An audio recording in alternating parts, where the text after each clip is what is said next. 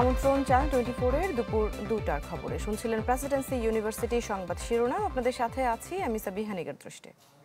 দেশের 1 নম্বর gas stove যা বেশি তাপেও ফাটে না, আরএফএল গ্যাস স্টোভ, নিরাপদ ও ঝামেলাহীন। পুরো খবর। টানা এক সপ্তাহ ধরে পাল্টাপাল্টি সংঘাতে ইরান ইসরায়েল। শুক্রবার ভোর রাতেও চলে দুই পক্ষের ড্রোন ও ক্ষেপণাস্ত্র হামলা। চলমান এই সংঘাতে জড়িয়ে পড়ার ইঙ্গিত এসেছে ওয়াশিংটনের পক্ষ থেকেও। তেহরান ঘিরে বাড়াচ্ছে সামরিক উপস্থিতি। এদিকে মধ্যপ্রাচ্যে সম্ভাব্য যুদ্ধের বিস্তার ঠেকাতে সতর্ক অবস্থানে রয়েছে তুরস্ক। উত্তেজনা নিরসনে আজ জরুরি বৈঠকে বসছে জাতিসংঘ নিরাপত্তা পরিষদ।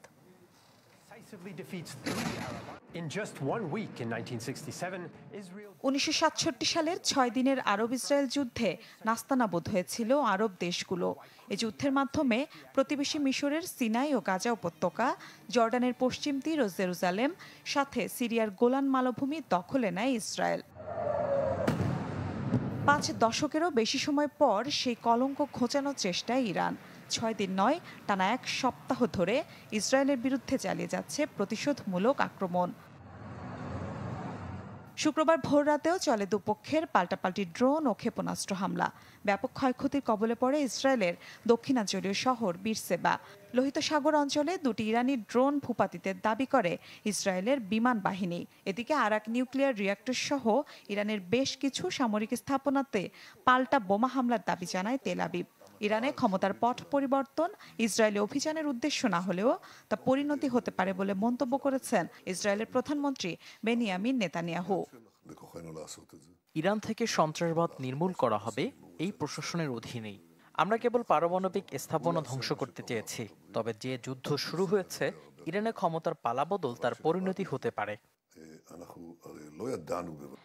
চলমান সংঘাতে ইরানের বিরুদ্ধে সরাসরি জড়িয়ে পড়ার ইঙ্গিত দিয়েছে যুক্তরাষ্ট্র।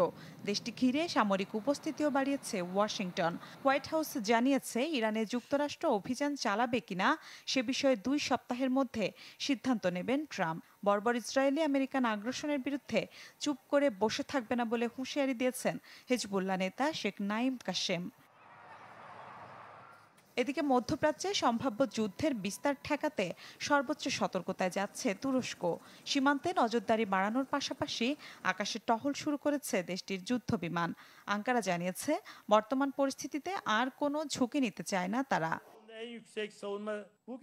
মিলা খন্দকার, চ্যানেল 24। ইসরায়েল ইরান সংঘাতে উদ্বাস্তু হচ্ছেন অসংখ্য ইরানি। হামলা থেকে বাঁচতে নিরাপদ আশ্রয়ের খোঁজে দেশ ছাড়ছেন তারা। প্রতিবেশী দেশে বাড়ছে আশ্রয় প্রার্থীর ঢল। এদিকে ইরানের মুহুর্মুহু মিসাইল হামলা থেকে রক্ষা পেতে ভিন দেশে আশ্রয় নিচ্ছেন ইসরায়েলিরাও।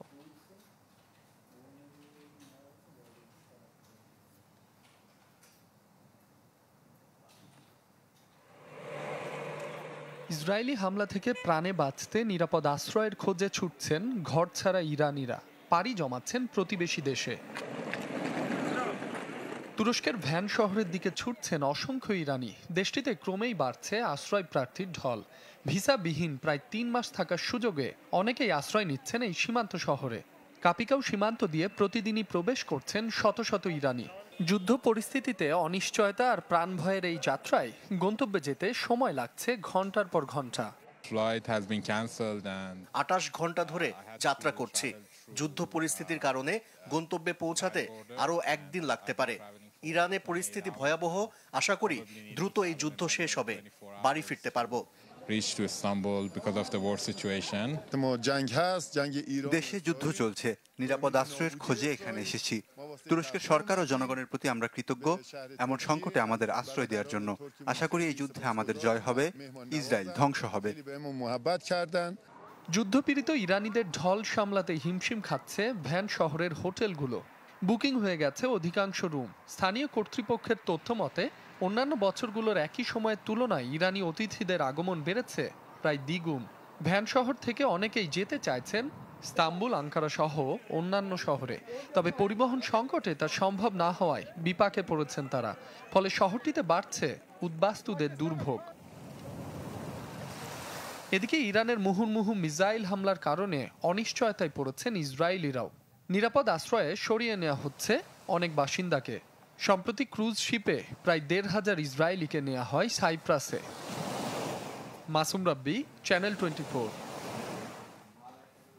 প্রথমবারের মতো ইসরায়েলের $1 কোটি সমমূল্যের ড্রোন ধ্বংস করেছে IRGCর এয়ার ডিফেন্স সিস্টেম। এর মাধ্যমে নিজেদের আকাশ প্রতিরক্ষা ব্যবস্থার অনন্য নজির দেখালো ইরান। বুধবার মধ্য ইরানের ইস্ফাহান অঞ্চলে ভূপাতিত করা হয় ইসরায়েলি অত্যাধুনিক হারমিজ 900 চালকবিহীন ড্রোনটি। ইরানের প্রতিরোধে ড্রোন হারানোর কথা স্বীকার করেছে IDF। ইরানের আকাশ প্রতিরক্ষা ব্যবস্থার কাছে হার মেনে এভাবেই মাটিতে আছড়ে পড়ে মূল্যবান হারমিজ 900 মডেলের চালকবিহীন ড্রোন। বিধ্বস্ত ড্রোনটির আনুমানিক মূল্য $10 মিলিয়ন। ইসরায়েলের অত্যাধুনিক ড্রোন হারমিজ লক্ষ্য করে চালানোর ভিডিও প্রকাশ করেছে ইরান। তেহরানের দাবি, নজরদারি করতে ইরানের আকাশ সীমায় পৌঁছানোর পরপরই ভূপাতিত করা হয় যুদ্ধযানটি। এক্ষেত্রে ব্যবহার করা হয় surface two air type missile. ইরানের প্রতিরোধে ড্রোন হারানোর কথা স্বীকার করেছে IDF। এ ধরনের গুরুত্বপূর্ণ সামরিক যান প্রতিপক্ষের হাতে পড়লে নকশা সহ গুরুত্বপূর্ণ তথ্য পাচার হওয়ার শঙ্কা থাকে। তবে তেল আবিবের দাবি, ভূপাতিত হলেও তথ্য ফাঁস হওয়ার ভয় নেই। ইসরায়েলি প্রতিষ্ঠান এলবিট সিস্টেমসের তৈরি একটি নজরদারি ড্রোন হারমিজ 900, যার সাহায্যে সহজেই শত্রুপক্ষের গোয়েন্দা তথ্য সংগ্রহ করা যায়। মাসুম রাব্বি, চ্যানেল 24। যুক্তরাষ্ট্রের সাথে ইরানের শান্তিপূর্ণ ও কূটনৈতিক আলোচনার পথ বন্ধ করতেই হামলা চালাচ্ছে ইসরায়েল। চ্যানেল 24-এর কাছে আলাপকালে ঢাকায় দেশটির রাষ্ট্রদূত মনসুর চাভোসির আশা, জাতিসংঘের জরুরি বৈঠকে ন্যায়ের পক্ষে সরব হবে সদস্য রাষ্ট্রগুলো। রাষ্ট্রদূত বলেন, মধ্যপ্রাচ্যে অশান্তি চায় তেল আবিব, তৈরি করতে চায় জ্বালানির সংকট। মোর্শেদ হাসিবের রিপোর্ট। পরমাণু ইস্যুতে ইরান যুক্তরাষ্ট্রের মধ্যকার আলোচনা শুরু হবার কথা ছিল চলতি মাসের প্রথমার্ধেই। সে আলোচনা শুরুর আগেই তেহরানে হামলা শুরু করলো ইসরায়েল। পাল্টা জবাব দিতে শুরু করে ইরানও। তখন অনেকটা বাধ্য হয়ে ওমানে তেহরান ওয়াশিংটন ডিসির পরমাণু শক্তির আলোচনা বাতিল করা হয়। ঢাকায় তেহরান দূত চ্যানেল 24-এর সাথে আলাপকালে বলেন, মধ্যপ্রাচ্যে স্থিতিশীলতা চায় না ইসরায়েল, আর তাই সুপরিকল্পিত হামলা করছে দেশটি, যাতে ইরানে সাধারণ মানুষ তো বটেই, সুনির্দিষ্ট ও মূল স্থাপনাগুলোকে গুঁড়িয়ে দেবার চেষ্টা চালিয়ে যাচ্ছে ইসরায়েল। আর এই হামলার মাধ্যমে শান্তিপূর্ণ ও কূটনৈতিক আলোচনার পথকে বন্ধ করতে চায় নেতানিয়াহুর সরকার। এই হামলাগুলো এমন এক সময় সংঘটিত হয়েছে যখন ইরান যুক্তরাষ্ট্রের সঙ্গে একটি নতুন পর্বের পরোক্ষ আলোচনার দ্বার প্রান্তে ছিল এবং একটি চুক্তি এগিয়ে নেওয়ার জন্য কিছু প্রস্তাব আলোচনার এজেন্ডায় অন্তর্ভুক্ত ছিল। এই পদক্ষেপের মাধ্যমে দখলদার ইসরায়েলি শাসক গোষ্ঠীর উদ্দেশ্য পরিষ্কার: পারমাণবিক স্থাপনা, সামরিক ঘাঁটি এবং এমনকি আবাসিক ভবনগুলোতেও লক্ষ্যবস্তু করা হয়েছে, যার ফলে অনেক ইরানি নাগরিক শহীদ ও আহত হয়েছেন। এ ধরনের কর্মকাণ্ড যুদ্ধ অপরাধের স্পষ্ট উদাহরণ। বাংলাদেশকে ধন্যবাদ জানান এমন যুদ্ধাপরাধের নিন্দা জানানোর জন্য, তবে হতাশা প্রকাশ করেন জাতিসংঘ ও OIC সহ বেশ কিছু মধ্যপ্রাচ্যের দেশের ভূমিকায়। ইরান আন্তর্জাতিক সম্প্রদায়ের সব সদস্য, বিশেষ করে জাতিসংঘের সদস্য রাষ্ট্রগুলোর প্রতি আহ্বান জানাচ্ছে যেন তারা এই আগ্রাসনের দৃঢ়ভাবে নিন্দা জানায়। কারণ যে কোনো ধরনের নীরবতা বা নমনীয়তা আন্তর্জাতিক আইনের ভিত্তিকে দুর্বল করে এবং জাতিসংঘ সনদের প্রতি অশ্রদ্ধার শামিল। আশা প্রকাশ করেন সব পক্ষ অচেয় যুদ্ধবন্ধে একমত হবে। মোর্শেদ হাসিব, চ্যানেল 24, ঢাকা। এদিকে গাজাতেও সমান তালে আগ্রাসন চালিয়ে যাচ্ছে জায়নবাদীরা। নেতজারিম করিডোরের ত্রাণের জন্য অপেক্ষমানদের উপর গুলি ছুড়ে হত্যা করা হয় 22 ফিলিস্তিনিকে। দের আল বালা আল আদওয়া হাসপাতাল লক্ষ্য করে হামলা চালায় ইসরায়েলি বাহিনী। বৃহস্পতিবার ভোর থেকে দিনভর জায়নবাদীদের আগ্রাসনে ঝরে অন্তত 84 ফিলিস্তিনির প্রাণ। গাজা সিটি উত্তরাঞ্চলে 59 জনের মৃত্যুর খবর পাওয়া গেছে। মধ্য গাজায় ঘামাজি শিবিরে এক পরিবারের স্বামী স্ত্রী সহ 10 জন নিহতের কথা জানিয়েছে ফিলিস্তিনি বার্তা সংস্থা ওয়াফা। দেশ জুড়ে তোলপা ওয়ালটন ফ্রিজ কিনে আপনিও হয়ে যেতে পারেন মিলেনিয়ার। ভারী বৃষ্টি ও উজানের ঢলে ফেনীর ফুলগাজীতে মুহুরী ও সেলোনিয়া নদীর দুটি স্থানে বাঁধ ভেঙে প্লাবিত হয়েছে 4টি গ্রাম।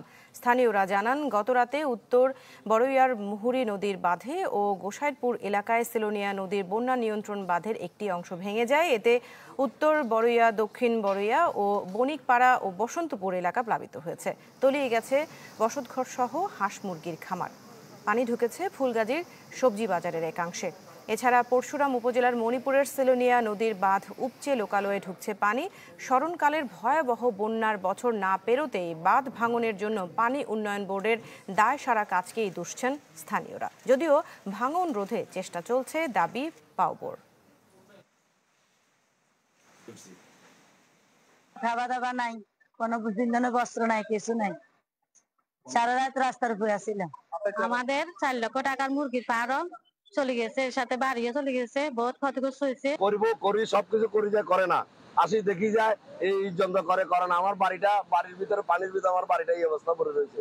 প্রত্যেক বছর আমরা এইভাবে কষ্ট করতেছি। সরকারের কাছে আগুন আবেদন দিয়ে যেভাবে হোক আমাদের এই ভূমি নদী খনন করে আমাদেরকে এইটা থেকে উদ্ধার করে দেওয়ার জন্য। দর্শক, ফেনীর ফুলগাজীতে মুহুরী নদীর বাঁধ ভেঙে প্লাবিত হচ্ছে নিচু এলাকা। এই বিষয়ে আরো জানাতে আমাদের সাথে যুক্ত হচ্ছেন দিলদার হোসেন। দিলদার, এই যে নিচু এলাকা প্লাবিত হচ্ছে, এ বিষয়ে প্রশাসনের পক্ষ থেকে কোনো ব্যবস্থা নেওয়া হয়েছে কিনা, সব মিলিয়ে পরিস্থিতিটা বলবেন। দৃষ্টি যেটা আপনি বললেন, এই নিচু এলাকা প্লাবিত হওয়া, আসলে এখানে মুহুরী কহুয়া সিলোনিয়া নদীর বাঁধ ভেঙে প্রতি বছরে এই ধরনের ঘটনা ঘটে থাকে। শুরুতে বাঁধের খুব বিপদসীমার উপর দিয়ে পানি প্রবেশ করলেও পরবর্তীতে দেখা যায় এই উজানের ভারতে যখন পানি বৃষ্টিপাত না হয় তখন পানি কমে যায়।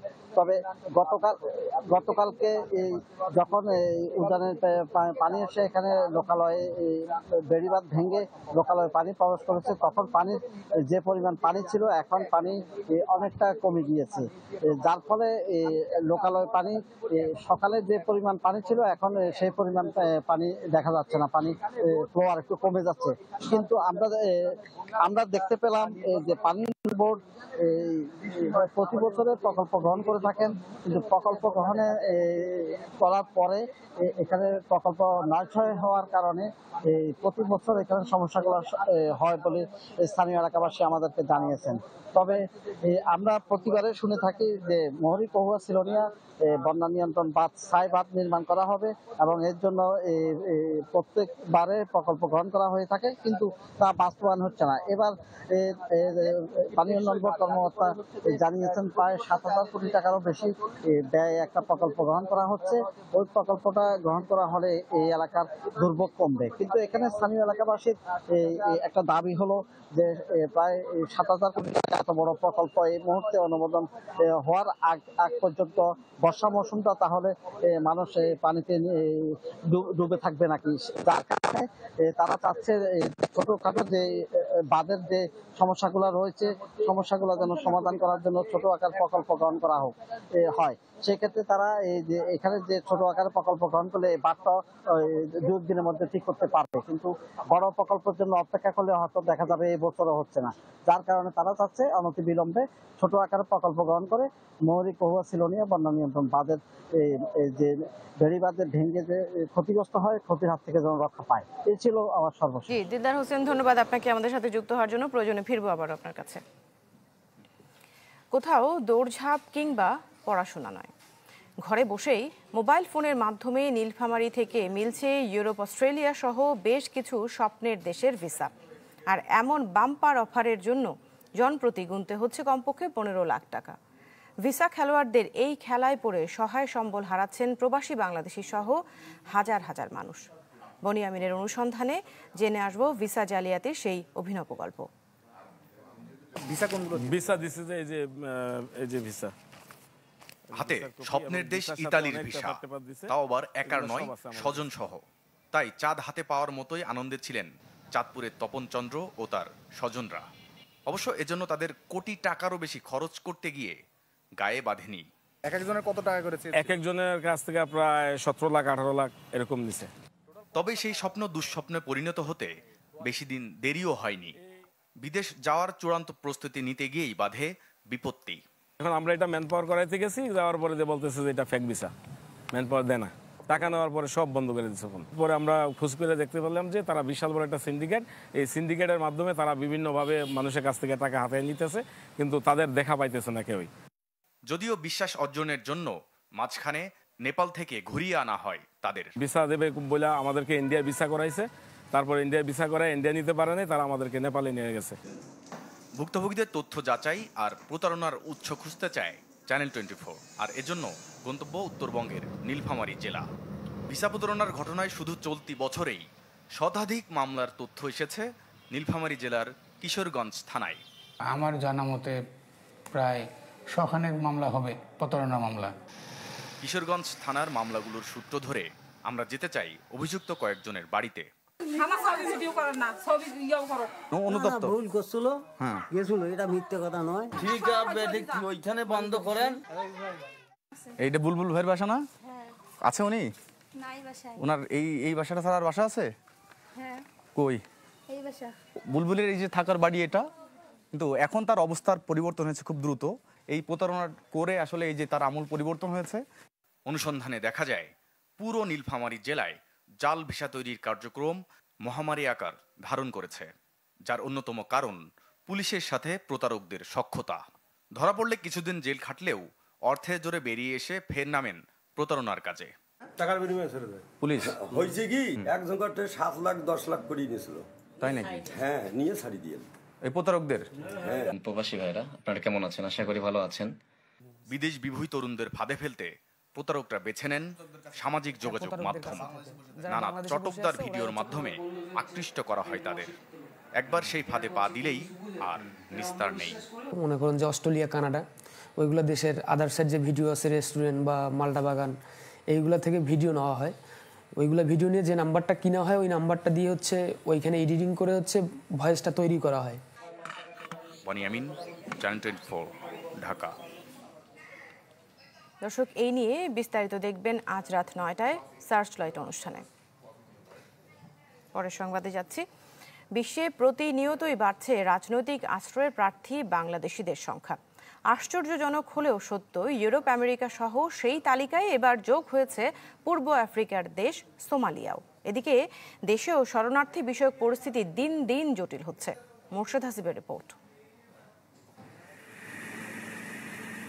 নানা প্রেক্ষাপটে বিশ্বজুড়ে বাংলাদেশি শরণার্থী সংখ্যা বাড়ছেই। জাতিসংঘের শরণার্থী সংস্থা বলছে, গেল বছরে বিভিন্ন দেশে 28,473 বাংলাদেশি শরণার্থী হিসেবে নিবন্ধিত হয়েছে। আবেদন করেছিল প্রায় 1,08,131 বাংলাদেশি। অবশ্য সিংহভাগেরই গন্তব্য ইউরোপ ও আমেরিকার দেশগুলো।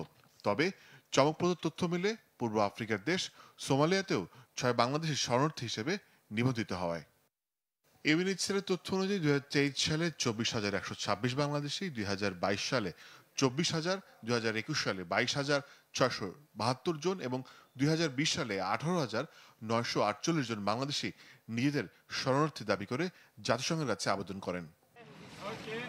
বিশেষজ্ঞরা বলছেন, 5 আগস্ট পরবর্তীতে এমন সংখ্যাটা অস্বাভাবিক নয়। নতুন নতুন দেশে যাবার চেষ্টা করছে বাংলাদেশিরা, ফলে সোমালিয়ার মতো দেশগুলোতে আশ্রয়ের নাম আসছে। রাজনৈতিক আশ্রয় চাওয়ার বিষয়টি যেটি আসছে আলোচনায়, কিন্তু সেটা গত বছর কিছুটা বেশি হওয়া স্বাভাবিক, বিশেষ করে অগস্টের পট পরিবর্তনের পরে। কিন্তু এটাও আমরা বুঝি যে অনেকে কিন্তু মানে সত্যিকার অর্থেই যে পলিটিক্যাল অ্যাসাইলাম চাওয়ার মতো বা শরণার্থী হিসেবে অথবা কোন রকম ভাবে রাজনৈতিক আশ্রয় চাওয়ার মতো সেরকম কিন্তু সকলের হয়তো বাস্তবতা নাও হতে পারে। শরণার্থীর চিত্রে দেশেও বেশ জটিল পরিস্থিতি। কক্সবাজারের ক্যাম্পগুলোতে প্রতিদিনই বাড়ছে রোহিঙ্গাদের সংখ্যা, তবে যোগান নেই সেই পরিমাণ অর্থের, ফলে সংকট জটিল আকার ধারণ করছে, জানান শরণার্থী ত্রাণ ও প্রত্যাবাসন বিষয়ক কমিশনার। জন্মহারের কারণে জনসংখ্যা বাড়ছে, অন্যদিকে ওই পার থেকে এখনো রোহিঙ্গারা আসছে। রিপাট্রিয়েশন দ্রুততম সময় না হয় এবং আন্তর্জাতিক সাহায্যের এই অধোগতির কারণে এটি একটি ভয়াবহ পরিস্থিতির রূপ নেবে। তার দাবি, রোহিঙ্গা ক্যাম্পে অস্থিতিশীলতায় শুধু বাংলাদেশই নয়, ক্ষতিগ্রস্ত হবে পুরো অঞ্চল। মোর্শেদ হাসিব, চ্যানেল 24, ঢাকা। বিরতি নিয়ে ফিরে আসছে একটু পর, সাথে থাকুন।